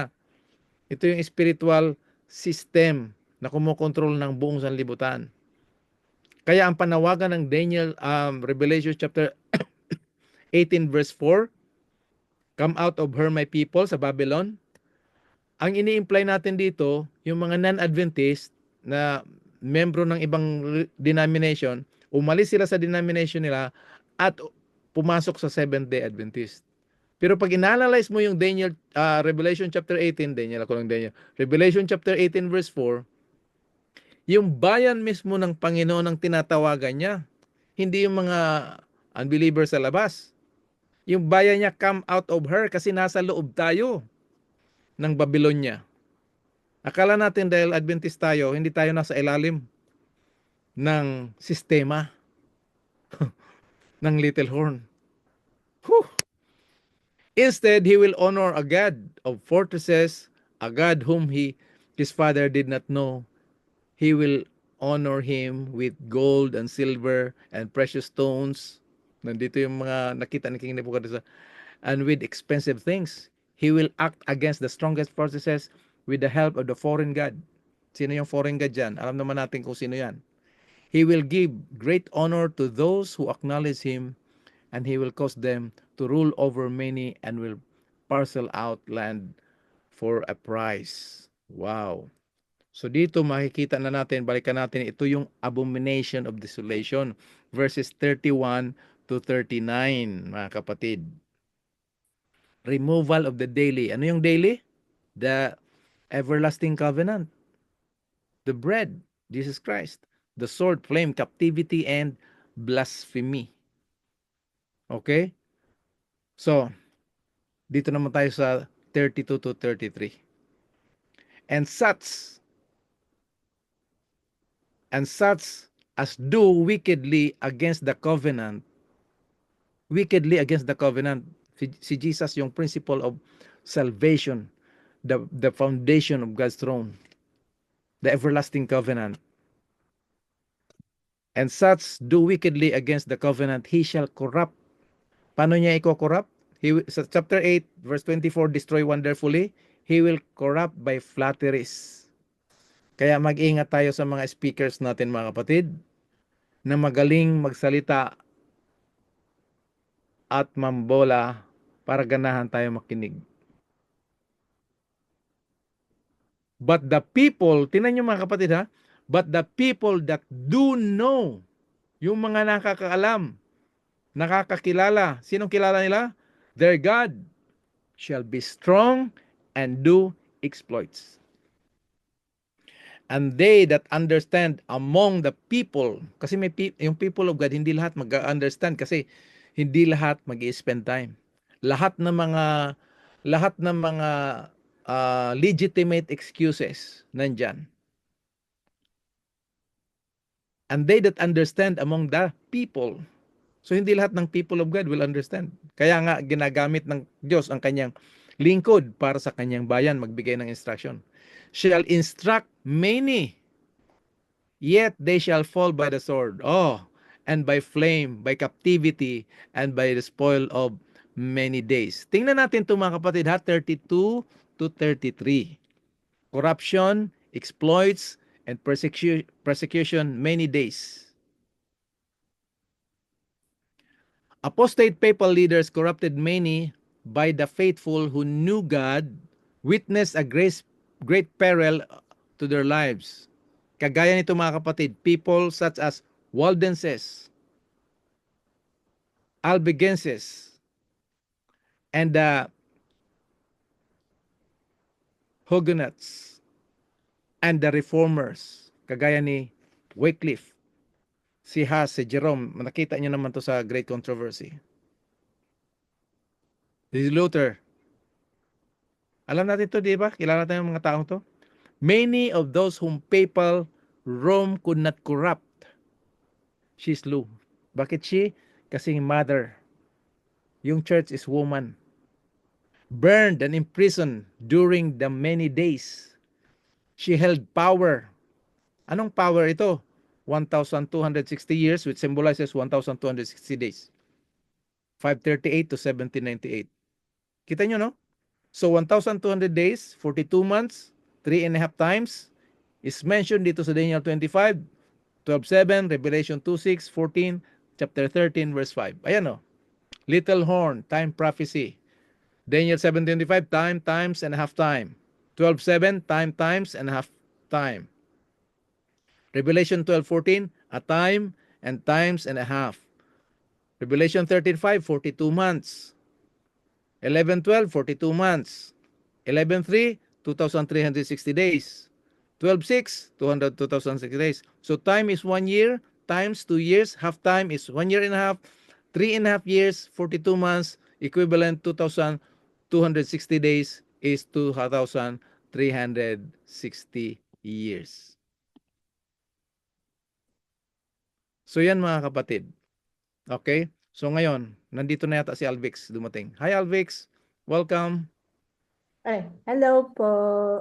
Recorded ito kaya habang malapit na tayo matapos, recorded naman ito. I-send ulit ito ni Owen dito sa group natin, no? Okay. So tuloy tayo mga kapatid. 36. The king shall do according to his will.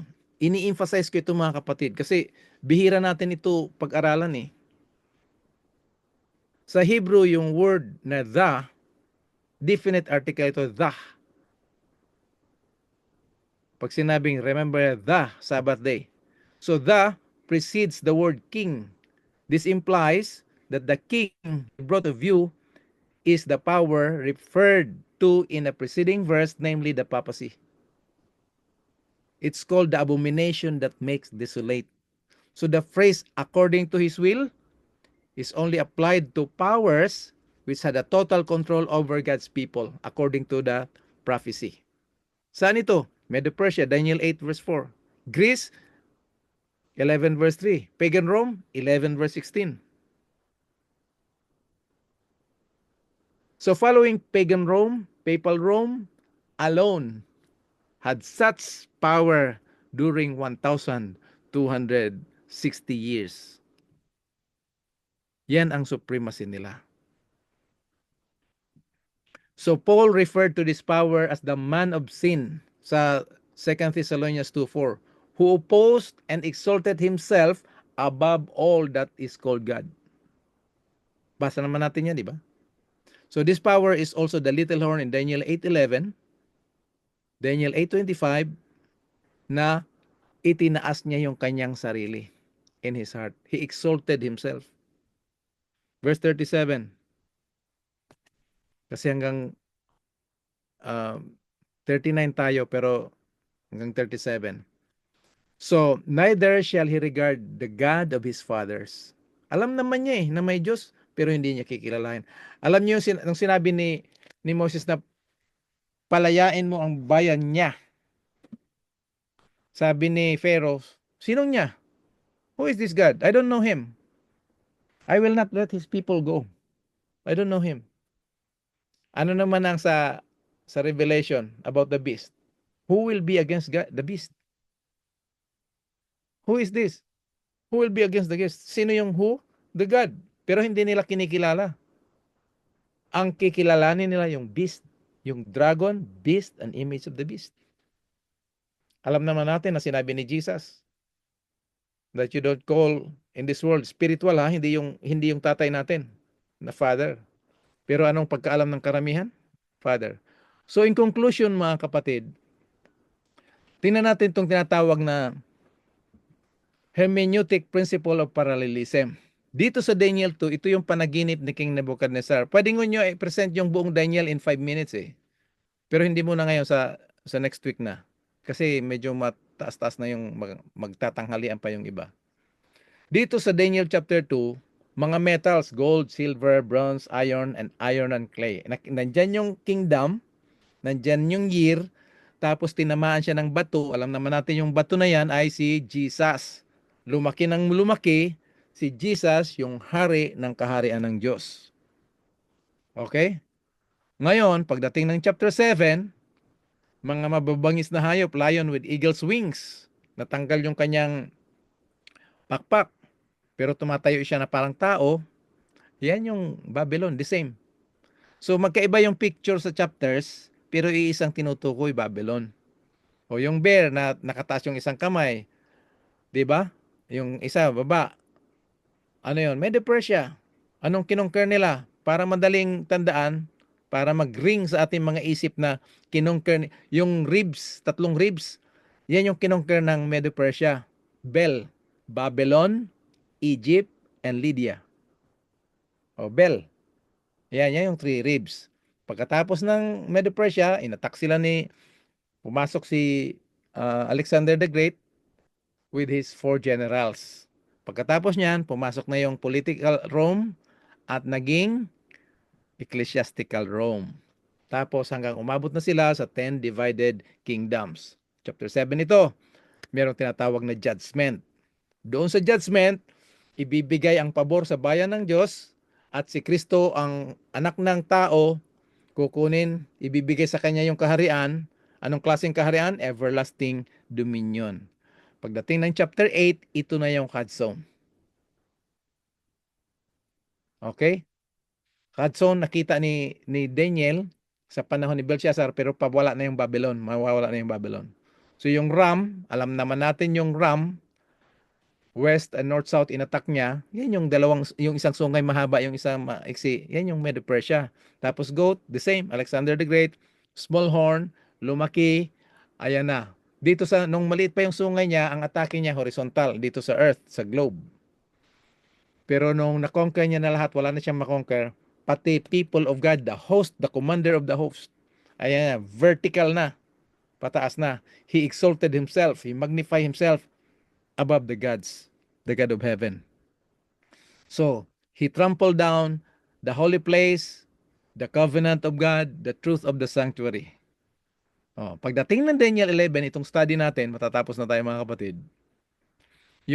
Kita niyo yung Daniel verse 10, verse 14, vision pertains to the future, to the end time.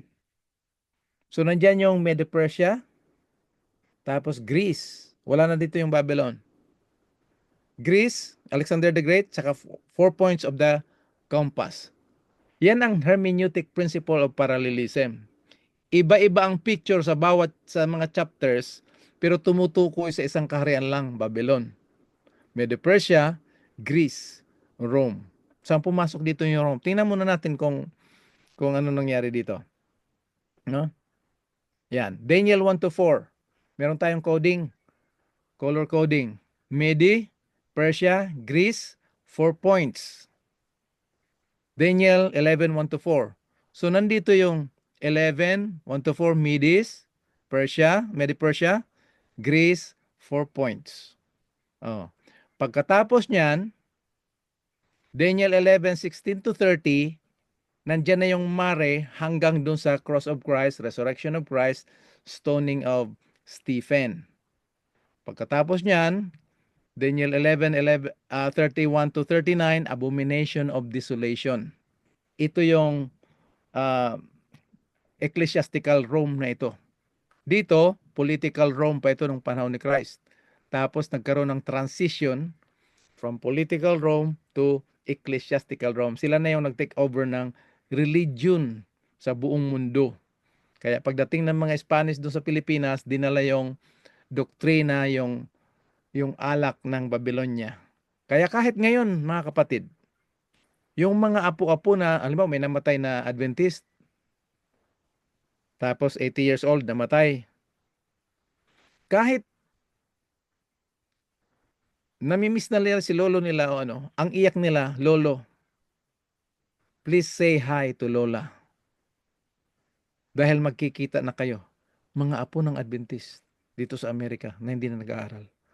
Kahit nagtuturo tayo na ang patay hindi mo napupunta ng langit, may happy birthday in heaven pa, magpapa-regards na magpapakumusta sa lolo para kay Lola. Kung sino man ang namatay na nandun na sa langit. So yung second coming ni Jesus Christ, wala nang visa. Kasi yung mga namatay na mahal natin sa buhay, nandun na sa langit. Yan ang pinainom talaga ng Babylonia na hanggang ngayon. Kung hindi tayo mag-ingat at mag-aral, yan din ang gagawin natin. Happy birthday, Mama in heaven. Ang totoo, hindi nakaka-comfort. Masakit sa damdamin. Sabihin natin yung patay nandiyan pa sa lupa. Masakit sa damdamin yan, pero totoo. Pero yung kasinungalingan na yung mahal natin sa buhay na namatay na nandun sa langit is very comforting. Ganyan ka-wonderful ang si kasinungalingan na nagdi-destroy sa bayan ng Diyos. Grabe ano? Tapos yung Daniel 11:40 to 45, yan yung pag-aaralan natin kung may time next week. Hindi ito kasama sa study natin ngayon yung verses 40 to 45. Kasi mula dito sa verses 1 to 39, yan yung literal, physical, ancient kingdoms against the literal, geographical people of God, the Israel. Pero itong 11 to 40, ito na yung spiritual Babylon against the spiritual Israel. So yan, by the grace of God, yan ang mapapag-aaralan natin next week. So, last 5 minutes. 3 valuable truth na ating natutunan dito sa Daniel chapter 8, 9, 10, 11. Yung iba sa inyo nakasunod, yung iba hindi. Pero ito, the amazing accuracy of these visions, the Mare and the Hudson, gives us a complete assurance na ang mga pangitain itong natanggap ni Daniel na may karunungan ay nagmumula mismo sa Diyos. Letter A, dito magkakaroon tayo ng katiyakan, pag-asa na ang propesiya ni Daniel ay ganun din hanggang ngayon ang katotohanan ng dinadala. Letter B, much of this vision, marami na nangyari, pero marami pa rin darating pa lang. Bakit tayo nag-aaral? Para nandito tayo upang atin ilagay ang ating sarili sa panahong hindi ikatatakot kung hindi ikahahanda. And by the grace of God, hindi na tayo naghahanda ngayon kasi handa na tayo dahil patuloy tayo nag-aaral ng salita ng Diyos. Amen? Pag makita natin kung anong mangyayari, natataranta ka agad ang mga tao eh. Huwag tayong ganun. Pag may mangyari, may mga nasaktan ng mga tao na iba-iba, huwag nating i-condemn. Bibigyan natin sila ng mensahe. Letter C, we must consider His words with assurance concerning the future as we learn from the past. Kaya sabi ni Ellen White, ang hindi marunong tumingin sa kung anong ginawa ng Diyos sa nangyari sa iyo, hindi tayo makakatayo in the future. Di ba? Number 2, we see how the Lord engages with His kings and kingdoms upang tuparin ang kanyang plano. Involve yung mga pagan kings sa kanyang kaligtasan. Si Darius, Cyrus, Artaxerxes, ang tawag ng Bible, my servants. The Lord reached out to the kings and kingdoms of Gentiles kasi kasama nga sila sa plano ng kaligtasan. He reveals the reason why they must do as they do, indicating that they are moving according to His plan. Tayo kaya mga kapatid, are we moving according to His plan or we are moving according to our program? Our religious program. Global Youth Day, Mothers, lahat ng mga days doon on the Sabbath day. Anyway, the rise and fall of these empires is not merely a coincidence. So ang warning dito mga kapatid, time will end on a specific day God has determined. Kailan mangyayari yan? At the second coming of Jesus Christ. At yan ay talagang nandito na sa ating harapan. Pag hindi natin nakikita ito kasi bulag tayo sa ating spiritual na pamumuhay at kitang-kita natin yung nangyayari sa mundo. Example mga kapatid, ilang percentage ang reaction natin sa nangyayari sa Pilipinas sa political issue at situation sa Pilipinas ngayon kaysa pag-spend time ng Word of God? Kayo lang makakaalam yan mga kapatid. Pag yun ang pag-usapan kahit magdamag, depende kung saan kang political party. Kahit magdamag yan, pwede kayong mag-away kahit magdamag. Pero sa Word of God, hindi ko alam kung pwede tayong mag-usap hanggang... Ayoko. Matatapos na tayo mga kapatid. Okay? So, ang last one, the magnitude of these detailed prophecies and events fit into God's plan to demonstrate upang ipahayag, ipakita ang kanyang kapangyarihan at yung sovereignty, yung kanyang kapangyarihan. Hindi ko alam kung ano sa Tagalog. Basta yung kapangyarihan, parang halos lahat meron. Pero yung sovereignty, siya lang ang meron yan. Ang Diyos lang. So letter A, we can't just read Daniel chapter 11 without acknowledging that all visions and histories lies in God's control. Nabasa natin yan sa Isaiah 46 verse 10. Ibig sabihin mga kapatid, lahat yan nasa plano ng Panginoon. Ang kanyang pangitain na ibinigay kay Propeta Daniel sa kanyang mga prophets sa Old Testament, tinupad ng kasaysayan. At yan ay nakabase sa kapangyarihan ng Diyos. Na siya lang ang merong control ng lahat ng ito. Although meron tayong choices, kung magpapasakop tayo sa kanyang katotohanan at programa, o doon tayo sa sariling program natin na parang kahawig din ng programa ng Diyos. Yun ang delikado mga kapatid, yung kahawig. I will be like the Most High. Lucifer is not the Most High, but he wants to be like the Most High. Kaya ang programa niya parang sa Most High. Doon niya tayo i-deceive. Religious programs. B, he interacts with and intercede for human beings. Kung anong mga sitwasyon dyan, mag-i-intercede. Kung minsan nakikita natin sitwasyon parang talo, si Jesus yun ang nangyari, crucify siya. Pero doon pala na-expose si Satanas, tinalo ang kasalanan, pinatay ang kasalanan, pinatay ang makasalanan, pinatay ang kamatayan. So makikita lang natin yan pag meron tayong insight na galing sa Word of God. Ma-experience natin yung 11th fundamental belief ng Seventh-day Adventist, growing in Christ. Last one, He is guiding us to His kingdom. He prepared for us before the foundation of the world. So mga kapatid, dito natatapos yung study natin, Daniel chapter 11, the writings of truth. Kung kasama ko kayo sa Mindanao, sa next week o bukas ng gabi, ang pag-aaralan natin, wala na. Kasi hanggang chapter 11 lang tayo. Doon sa chapter 12, ito yung sasabihin ko sa mga kapatid natin sa Mindanao. Yung chapter 12, kayo na mag-aral lang sa inyo kasi iisa lang naman ang Holy Spirit na magtuturo sa atin. Ano? Medyo wala lang kayong materials, pero nandiyan lang naman sa Bible eh.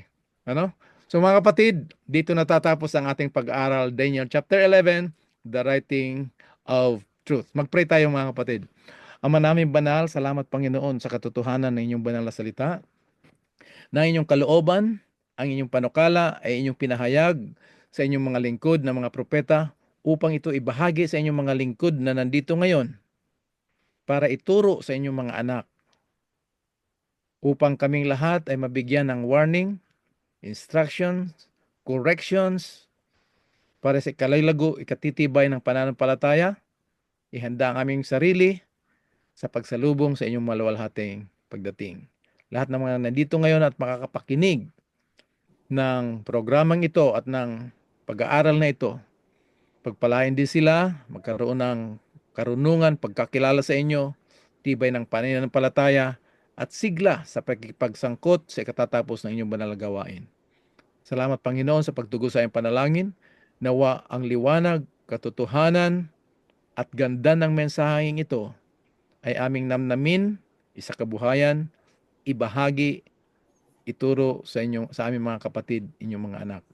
Itong aming dalangin, kalakip ng kapatawaran ng aming mga kasalanan, at na may pagpapasalamat sa matamis na pangalan ng Panginoon Jesus. Amen. Okay, Owen, Amen. ito na muna tayo. Interaction, reaction.